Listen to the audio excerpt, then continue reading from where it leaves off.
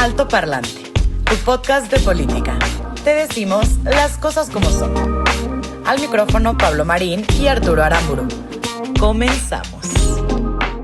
Bienvenida, bienvenido a un capítulo más de Alto Parlante, tu podcast favorito de política. Mi nombre es Pablo Marín, me acompaña Arturo Aramburu y hoy te traemos toda la información a una semana de las benditas elecciones, a una semana de salir a votar, porque estoy seguro que si estás escuchando esto te importa el futuro, te importa por quién vas a votar. Y hoy te traemos justamente muchísima información. Arturo, ¿cómo estás? Muy bien, a una semana de las elecciones, a 2 días de que comience la veda electoral, este periodo que ya les hemos dicho. Es más, ahorita les vamos a explicar un poquito de eso, pero es este periodo donde tú y yo tenemos que reflexionar nuestro voto. Y vaya que hay información que reflexionar, porque estas elecciones en particular se han prestado y se han caracterizado por ser un caos total, un caos mediático, inclusive legal en algunos estados o en algunas alcaldías. Entonces, vamos a irnos por partes, vamos a platicarte qué está pasando en los distintos estados de la República y cómo se ven las cosas, porque sabemos que nos escuchan de muchos lados y vale la pena hablarles sobre lo que está pasando en sus casas, pero traemos algunas cositas antes de entrar a eso. Sí, fíjate que yo creo que uno de los temas que ya hemos hablado anteriormente, pero creo que vale la pena meternos un poquito más de fondo, es hablar sobre qué onda con las encuestas.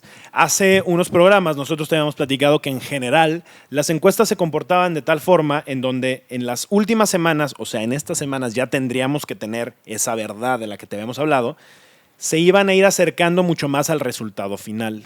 La realidad es que lo que hemos estado viendo, y justo ahorita Arturo y yo platicábamos de esto, las encuestas que hoy estamos viendo siguen siendo súper tendenciosas, sí, súper compradas, súper distantes. O sea, puedes ver en una encuesta un día ganando a uno, otro día ganando a otro, y realmente no creo que así se comporte la gente. Lo que creo es que hay mucho dinero atrás de esta elección. O sea, por lo mismo de tener una nueva normalidad en donde la gente está consumiendo el contenido de manera digital, en periódicos, etcétera, y no tanto en las calles, creo que las apuestas de muchos partidos, de muchos candidatos, está haciendo mover ese dinero a medios digitales, a encuestas, etcétera, donde pueden jugar con la percepción. Ojo, sí, las encuestas juegan con percepción. Entonces, sí, algo que ha sido verdaderamente extraño y muy particular en esta ocasión es que para una misma gubernatura, por ejemplo, basándonos en ese puesto de elección popular, es muy extraño que todos los candidatos tienen encuestas en las que ellos son punteros. Ahora, no son punteros por un pequeño margen. Sí. Son punteros de una forma contundente. Exacto. Eso es lo que lo hace extraño. Y eso quiere decir que detrás de ese resultado y de esa publicación hay billetes. Claro. Hay dinero. Y tú dijeras, bueno, es que los partidos de los que estamos hablando son chiquitos, son medios. No, todos son partidos importantes y todos los medios de los que estamos hablando, todas las casas encuestadoras de las que estamos hablando son casas encuestadoras que normalmente son grandes, sí, y son muy profesionales y que hoy realmente yo sí creo que está haciendo un juego de billetazos en donde se está jugando de una manera pues al que tenga más dinero, ¿no? Sí. Ahora, a partir de este jueves, allá en casa vas a dejar de ver encuestas. Comienza la veda electoral. El miércoles es el último día en el que los candidatos van a poder hacer actos de campaña y proselitismo. A partir del jueves, todo acto de campaña está completamente prohibido. Eso es algo que está en la ley, que lo estipula el INE y que lo estipula la Ley General de Instituciones y Procedimientos Electorales. Son jueves, viernes y sábado. Son 3 días y bueno, lo que sea del domingo antes de que te toque votar. Son 3 días y cachito que la intención justamente de su existencia es reflexión en silencio. Uh-huh. Es una reflexión libre del voto. Es una conversación contigo mismo, contigo misma, para que logres decidirte, si es que no lo has hecho ya, por quién vas a votar. Uh-huh. O sea, y tiene que ser respetado cabalmente. De hecho, afortunadamente en México, la veda electoral es algo que generalmente se respeta. Uh-huh. Yo creo que los partidos saben que el no respetarla los hace ver incluso peor y a tan poco tiempo de la elección podría ser un golpe que no necesitarían tener el que cometan un delito electoral de ese tipo. Claro. Y yo creo que este periodo resulta muy interesante porque entonces es cuando se puede abrir la conversación para que platiques con las personas que están a tu alrededor. O sea, yo creo que un problema que en nuestra sociedad o en nuestro país tenemos es que en muchas casas, en muchos hogares, en muchas mesas del país, no se habla de política. Parte de lo que nosotros hemos querido hacer con Altoparlante es incentivar a que las personas nos sintamos capaces de hablar de política y que en la mayor cantidad de mesas del país se hable de política. Si quieren no hablar de religión, no importa, no hablen de religión, no hablen de fútbol, no nos importa. Pero de política se tiene que hablar, porque la política, aunque tú no te quieras meter en política, la política se va a meter en tu vida. Y esa es una realidad que nadie va a cambiar. Este 6 de junio depende de muchas personas el rumbo que va a tomar el país. Y una de las cosas que también hemos hecho como un gran hincapié es la importancia de poder mantener mayorías absolutas o parciales dentro de la Cámara de Diputados. Y creo que esa parte de las elecciones en la Cámara de Diputados van a ser un punto de inflexión muy importante para ver si logramos mantener un equilibrio de fuerzas en los 3 poderes que este país tiene o lograr jugar un poquito más con un sistema parlamentario como realmente lo queremos. Justo hoy en ¿no? la mañana tú tuiteabas acerca de esto, ¿no? Y me gustaría que le platicaras a la gente tu lógica detrás de lo que escribías por ahí, porque me parece importante. Fíjate, la razón por la que iba a ser un tweet que se terminó convirtiendo en un hilo de varios tweets, ¿no? La razón por la que empecé a escribir esto fue porque muchas personas, y seguramente muchos de los que están en casa tienen la misma pregunta, nos han estado preguntando, y sé que a ti también te lo han preguntado muchas personas, ¿por quién votar? O sea, quiero votar por este candidato, pero no me gusta el partido. Quiero votar por este partido, pero no me gusta el candidato. Mi propuesta ante eso fue, ok, los candidatos, los grandes líderes, los candidatos fuertes, son capaces de transformar a un partido. Y esto lo hemos visto a lo largo de la historia. El problema es que hoy en día no hemos visto candidatos o políticos suficientemente fuertes que puedan transformar partidos. Entonces, mi sugerencia a quienes nos están viendo en casa en esa parte en específico es, vota por el candidato que mejor represente las ideas que tú creas, independientemente del partido, esperando que con tu paciencia y con todo el trabajo que tú hagas junto con el candidato, presionando para que realmente lleve los temas en los que está proponiendo y que hacen sentido contigo, los vaya Estás cumpliendo, hablando de ¿no? ejecutivo. Estoy hablando solamente ejecutivo, es decir, presidentes municipales y gobernadores. Ahora, creo que la historia es muy diferente para el Congreso, para la Cámara de Diputados, o sea, específicamente para gubernaturas y para presidentes municipales, escoge al mejor candidato independientemente del partido. Sí. Pero para la Cámara de Diputados, aquí hay una cosa muy diferente. El presidente hoy, el partido de Morena, y ahora que viene en contubernio con el Partido del Trabajo, el Partido Verde Ecologista y el Partido Encuentro Social, están armando este grupo, este bloque, en donde lo que quieren es tener un control absoluto de la Cámara de Diputados. Y solamente para recordar... El PES ya no se llama Partido Encuentro Social. Perdón, Cambiaron el nombre Solidario. A Encuentro Solidario para... Se escucha más bonito, ¿no? para Se vende un transformarse. poco mejor. Pero es básicamente la misma cosa. De hecho, es el partido de... el Bester Gordillo es... Ese más redes sociales progresistas.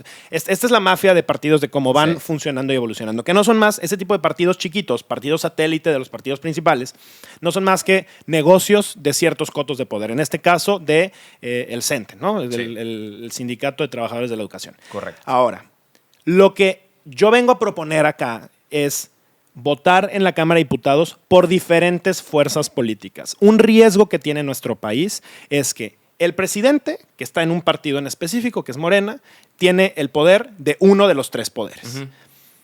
Otro de los poderes es el poder legislativo, que hoy no tiene la mayoría, pero ha hecho suficientes movidas como para poder... Para votar como mayoría. Exactamente. Y tú y yo lo hemos platicado varias veces. Muchas de las cosas que han pasado y que a ti no te han gustado, que a mí no me han gustado y a la mayoría de las personas que están allá afuera no nos gustan, como el tema de Saldívar, como el tema de las energías sucias, como muchísimas reformas que están allá afuera, lo de los datos biométricos, han sido temas que el Ejecutivo propone y mayoritariamente su bloque partidista empuja sin que haya una sola coma de discusión.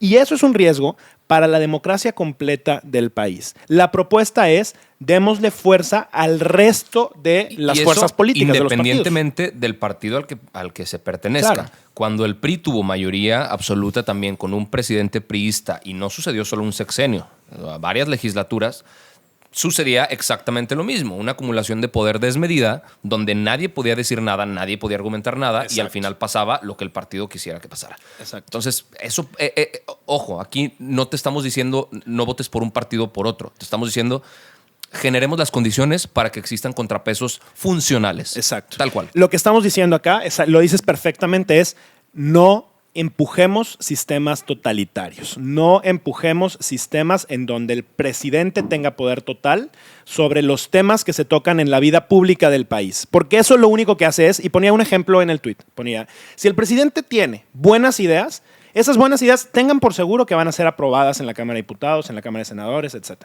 Pero si el presidente tiene malas ideas, ¿por qué carajos no nutrirlas con buenas ideas? ¿Por qué no cuestionarlas? El tema de hoy es que como tienen ya una mayoría y la han logrado armar, como esas malas ideas nadie las puede cuestionar porque aunque las cuestionen tienen mayoría, entonces no hay nada que mejorar. Sí. El punto de tener un sistema en donde se puede equilibrar de diferente manera es que cuando los metes a votación o convences con buenas razones a la gente, o te friegas. Sí. O se modifica.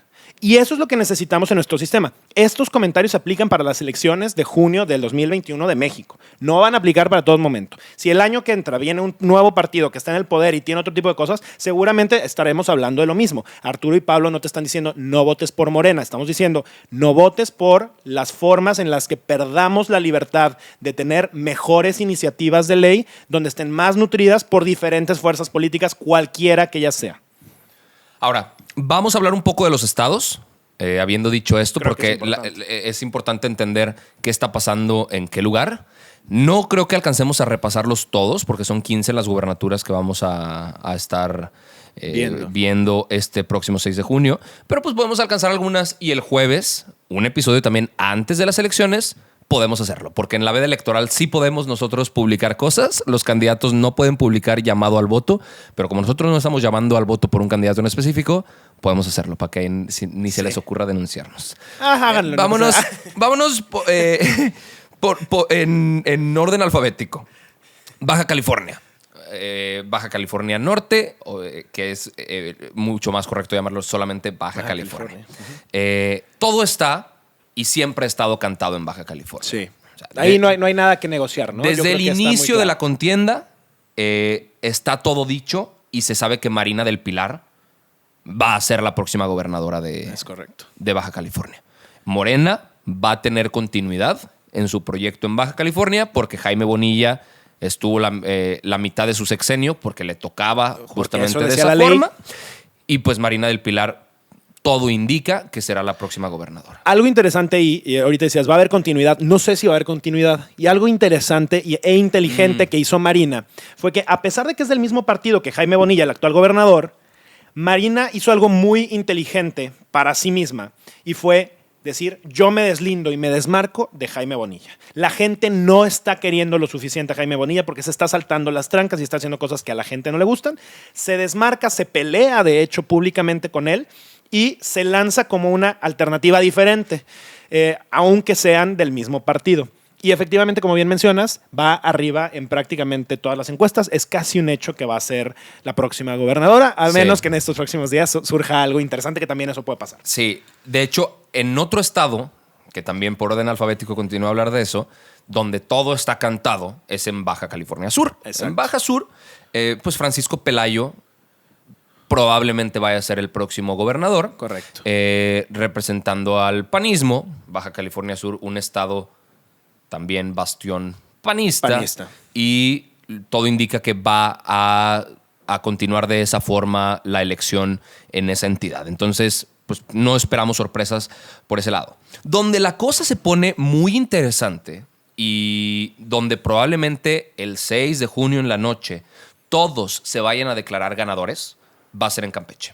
En Campeche tenemos por un lado a Laida Sansores que ha intentado ser gobernadora en 4 ocasiones. Laida Sansores, que es ahorita alcaldesa con licencia de una alcaldía de la Ciudad de México. O sea, qué cosa tan irracional, ¿no? Eso quiere decir que lleva por lo menos 3 años viviendo fuera de Campeche. Exacto. Pero bueno. Enfrentándose a Eliseo Montúfar y justamente al candidato del PRI, Alejandro Castro. Ok. Entonces, ahí todo se ve sumamente cerrado.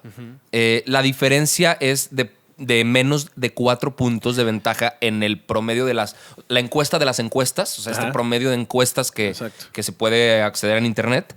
Y se llama Oraculus, ¿no? Algo así. Hay varias plataformas que te permiten ver este tipo de servicios, generalmente son pagadas. Entonces hay un casi empate estadístico a una semana de que sea esa votación y se ve complicado que las cosas logren dar una vuelta y que exista una ventaja contundente por alguno de los ganadores. La ventaja va a ser corta y todos el 6 de junio en la noche van a decir: yo soy victorioso, yo soy victoriosa, hasta que se diga el resultado oficial de la elección. Otro lugar donde también la cosa está muy cerrada es en Chihuahua. Pareciera que el Partido Acción Nacional va en la delantera con María Eugenia Campos, pero yo creo que es una elección cerrada. Sucedió algo muy similar a lo que pasó en Baja California, que también María Eugenia tuvo ciertas diferencias con el actual gobernador y eso le permitió desmarcarse, pero por otra parte también le afectó, la tuvieron demandada penalmente, etcétera. Fue un rollo, ¿no? Sí. Ahorita ella va a la cabeza y ese tema legal sigue pendiente, o sea, sigue ahí en el cajoncito, pero guardado para que se reviva. Sí, y muy probablemente sí le esté afectando en puntos ahora. Con todo y todo, ella va un poco más arriba que su contrincante de Juan Carlos Loera, que va por Morena, Partido del Trabajo y Partido Nueva Alianza. Paréntesis, cuando hablamos del tema de Campeche dije Alejandro Castro es Cristian. Cristian Castro. Como el cantante. No, pues es famoso él. Cristian Castro Bello, una disculpa. Bien. Pero entonces en Chihuahua, así las cosas, también pareciera que la ventaja la tiene. Ojo, estamos hablando nosotros de el promedio, nosotros lo vemos del promedio de todas las encuestas. Esto es lo que nos dicen los diferentes, le llaman poll of polls, encuesta de encuestas. Exacto. Oraculus es uno de las formas en las que se pueden ver este tipo de cosas, pero bueno, hay varias. Ahora, en Guerrero, ¿cómo va la situación en Guerrero? Porque también fue una elección que llamó la atención y fue una elección que nos hizo ver nuevamente el tema del influyentismo familiar, el nepotismo y las famosas, el término llamado Juanitas, donde ahorita la Torita, que así se le está diciendo, que me parece absurdo, a Evelyn Salgado, la hija de Félix Salgado Macedonio. Del Toro. Sí. Va justamente a la delantera. Es impresionante la forma en la que en ese estado en específico la oposición fue terriblemente ineficiente para comunicar lo que se intentó comunicar. A ver, era una elección donde el candidato favorito era un presunto violador. Por varias personas. O sea, que cometió delitos fiscales o financieros para su candidatura, le bajan la candidatura, presenta a su hija y aún así tiene más intención de voto que los candidatos de la oposición. Y a eso le ligas que amenazó con madrearse gente del INE a los consejeros. Es decir, es un tipo que pareciera que no tiene escrúpulos.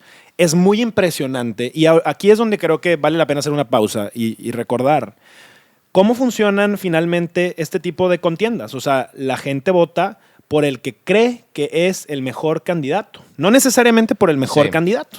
Y probablemente este sea un caso, ¿no? Sí. A ver qué pasa. La candidata del PAN declinó hace 2 días, a favor de Mario Moreno, que es el candidato del PRI. Y hemos visto, y se ha hablado muchísimo de esto, cómo el tema del voto útil siempre ha sido un factor determinante en las elecciones. Que yo creo que vale la pena explicarle a la gente, porque no todos tienen tal vez tan claro qué es el voto útil. El voto útil es votar por el... perdón, una disculpa. Votar por el que creemos que tiene posibilidades de ganar. Exacto. Para generar un contrapeso en contra del partido que va a la cabeza, ¿no? Sí. O sea, a ver, poniendo un ejemplo. En 2018, lo que era muy claro al final en la contienda era si la gente quería a Morena o no a Morena. No estoy hablando de partidos, estoy hablando de cómo la gente era la intención del voto. Lo que terminó siendo el voto útil es que la gente que no quisiera a Morena se iba a ir por el segundo lugar, cual fuera de los otros candidatos, ya fuera Naya, ya fuera Mid, ya fuera quien fuera, y ese voto lo iban a utilizar para que no quedara el que iba en ese momento en Exacto. primer lugar. La realidad es que Andrés Manuel tuvo un 53% y avasalló la elección Si completa, nos queremos ¿no? ir a un ejemplo puntual ahorita, o sea, si tú no quieres que Morena gane, porque son las dos propuestas que en teoría existirían, o sea, Morena y aliados por un lado y Va por México por otro, lo que ahorita representa Va el por voto México útil, es la alianza de PAN, PRI, PRD. Ajá. Lo que ahorita representa el voto útil es, si tú quieres que la agenda de la oposición sea la que sea ganadora, vota por el que tiene probabilidades de ganar. Exacto. O sea, por el Más probabilidades de más ganar. probabilidades de ganar, aunque no sea tu favorito. O sea, si Exacto. tú querías votar por otro candidato, el voto útil representaría cambiar de decisión e ir por el que sí tenga posibilidades de ganar, Exacto. si es que no es tu favorito. Y yo creo que aquí le das un punto que me parece muy interesante.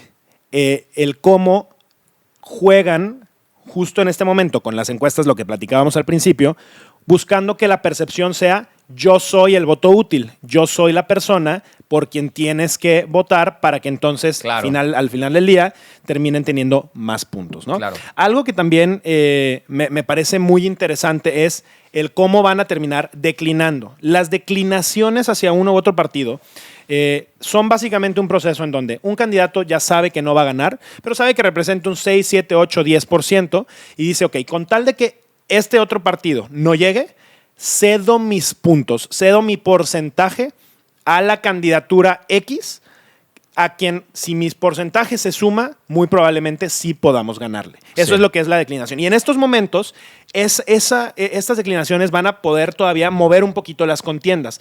Algo que es muy cierto es que cuando un candidato, que supongamos que tenga 8 puntos, declina en favor de otro candidato, lo que normalmente pasa es que esos 8 puntos no se transfieren en automático. Muchas veces bajan un poquito. Porque la gente dice, no, yo votaba por ti como candidato. Si tú lo vas a ceder por este otro, Sí. tal vez me voy por a otro lado Sí. o tal vez me quedo como indeciso. Pero la mayoría de las declinaciones que sucederían ahorita sería entre partidos de oposición Exacto. para pues, ser una propuesta viable frente a los votos de Morena. Exacto. De hecho, mucho de lo que se habló, por ejemplo, en Sonora, que ya les hablaremos de lo que está pasando por aquel lado, Eduardo Burs declinó. Exactamente. Él iba por Movimiento Ciudadano y sí no iba a ganar, Pero tenía una definitivamente, pero buena tenía intención una de buena voto. intención de voto, por ahí del 15%. Sí. Está Gándara, el Borrego, y Durazo, Alfonso Durazo, Que que viene tiene de una Morena. ventaja. Lo que se dijo después de que declinó Eduardo Burs era pues que se junte Movimiento Ciudadano con PAN y PRI, Claro. con Ernesto Gándara, para que entonces Alfonso Durazo tenga menos posibilidades y la oposición represente Una mayoría. Una mayoría.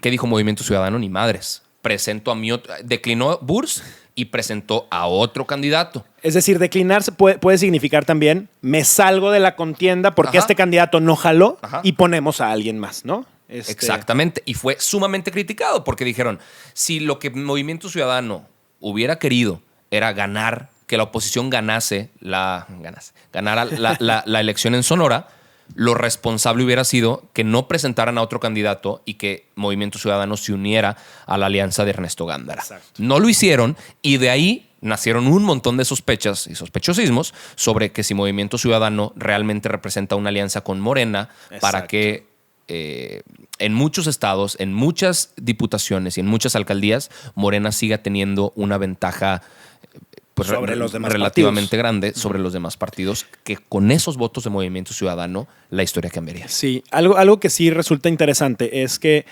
al partido mayoritario tener la mayor cantidad de votos, estar en primeros lugares, lo que más le conviene es que haya muchas más fuerzas políticas, porque entonces lo que sucede es que se pulveriza el voto. Y entonces los ciudadanos vemos más opciones y al ver más opciones lo que hacemos es que tenemos muchos partidos chiquitos o medianos y queda el partido que tiene más votos mucho más grande, ¿no? Y tiene más probabilidades de ganar. Y pues bueno, el tiempo se nos está agotando.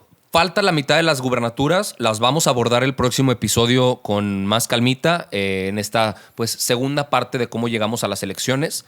El mero día de la elección no vamos a saber cuál es la encuesta de salida y cómo se presentarían estas encuestas porque, como ya lo comentamos, eso representaría un delito electoral. Claro. Entonces, ten en consideración que esto que te platicamos del voto útil, de demás, ahorita es bien difícil saber por quién tendría que funcionar este voto útil, Exacto. porque no conocemos realmente cómo se estén dando las dinámicas electorales y la intención de voto. Vamos a platicar un poquito más de eso el próximo episodio. Mañana se activa la página y el portal ubicatucasilla.ine.mx para que sepas dónde te toca ir a votar. Se estuvo actualizando la información y mañana ya va a estar en funcionamiento. Acuérdate que puedes votar aunque no estés en tu distrito en una casilla especial. No es lo conveniente. Y algo interesante de ahí es que se incrementaron de 750 boletas a 1000 boletas, que es lo máximo que está permitido hacerse.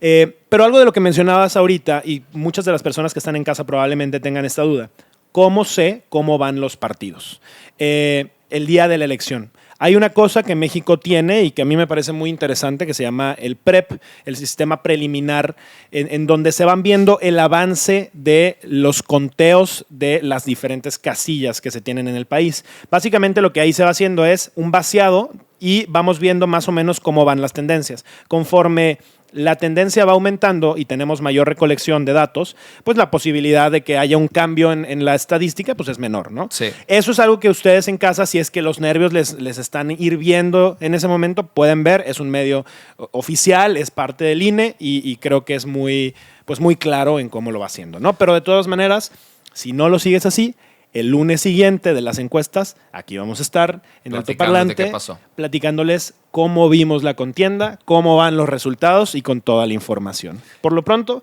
Eso fue todo. eso fue todo y nos vemos el próximo jueves en Altoparlante, tu podcast favorito de política. Esto es todo por hoy, pero sin llorar. Estaremos de vuelta cada lunes y jueves en todas las plataformas.